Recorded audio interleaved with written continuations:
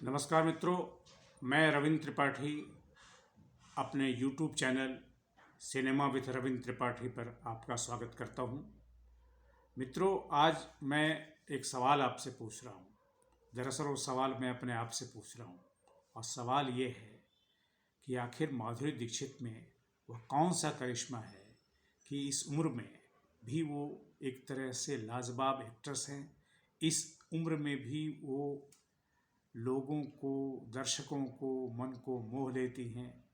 ये सवाल मैं इसलिए कर रहा हूँ कि अभी अभी थोड़ी देर पहले मैंने उनका नेटफ्लिक्स पर शो देखा था, द फेम गेम। क्या गजब लगी है माधुरी दीक्षित।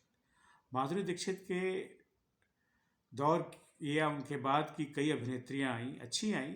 ऐश्वर्या राय आई, प्रियंका चोपड़ा आई, और भी कई नाम लिए जा सकते हैं। उनके पहले श्रीदेवी थी और आज के दौर में भी कई हैं, दीपिका पादुकोण वगैरह सब आई हैं। लेकिन माधुरी दीक्षित का जो चार्म है, ये जो नेटफ्लिक्स पर जो सीरीज आई है द फेम गेम, वो पूरी तरह से एक अदाकारा का, एक फिल्मी एक्ट्रेस का, एक उसके जीवन जो है, उसके जीवन में जो उतार चढ़ाव होते हैं, जिस तरह की वल्नरेबिलिटीज़ होती हैं, जिस तरह के अचीवमेंट होते हैं, जिस तरह का ग्लैमर होता है, वो सबको दिखाते हुए कहीं ना कहीं एक जो अदाकारा है, जो एक्ट्रेस है, जो जो जो पोस्टर बॉय या पोस्टर गर्ल है, उसका क्या रोल होता है। क्या हम जितना इनोसेंट समझते हैं उसे, क्या हम उसको जितना वल्नरेबल समझते हैं, वो उतना होता है या होती है।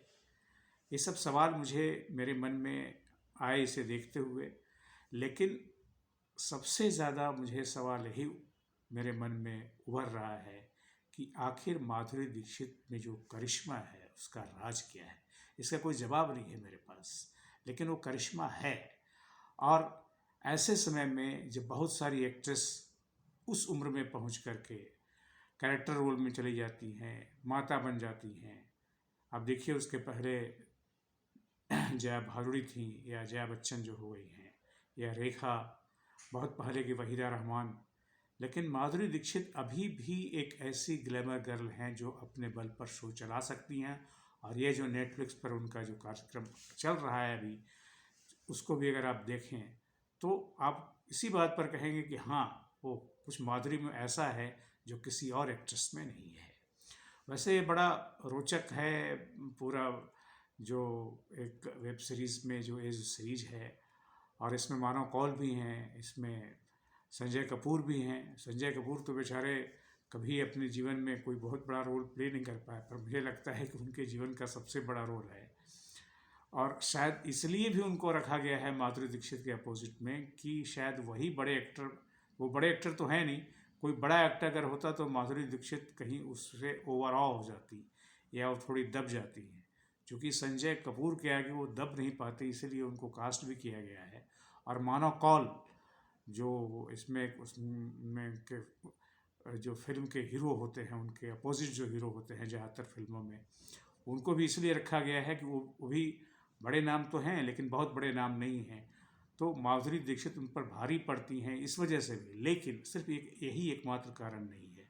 सबसे बड़ा कारण ये है कि माधुरी दीक्षित के भीतर वो चार्म है, वो ग्लैमर है, वो कुछ न्यूआंसेस ऐसा पैदा करती हैं अपनी भ्रुकुटी से, अपनी अदा से, अपने स्टाइल से, अपने ड्रेस से, अपने एक संजीदगी भी है उनमें, और एक साथ साथ इसमें जिसको कहते हैं कि नॉटीनेस भी है।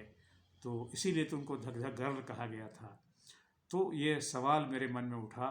मैं इस जो नेटफ्लिक्स सीरीज है द फेम गेम, उसके बारे में तो मैं यही कहूँगा कि आपको इसको देखना चाहिए।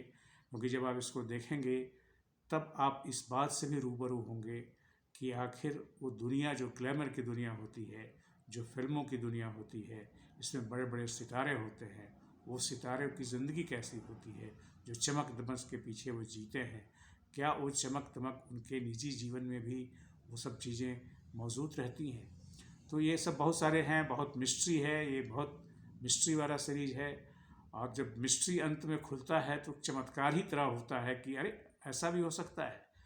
और एक तरह से जो कहानी सदियों पुरानी चली आ रही है कि माँ अपनी बेटियों को ग्लैमर में बॉलीवुड में पेश करती हैं, उनके अपने इंटरेस्ट होते हैं, और फिर वही बेटियां जब आगे चल कर के बड़ी ग्लैमर हासिल कर लेती हैं, ऊंचाई हासिल कर लेती हैं, मुकाम हासिल कर लेती हैं, तो फिर कैसे अपनी पीढ़ी के लिए भी वो उसी तरह की भूमिका अदा करती हैं। लेकिन ऐसा बाद में पता चलता है।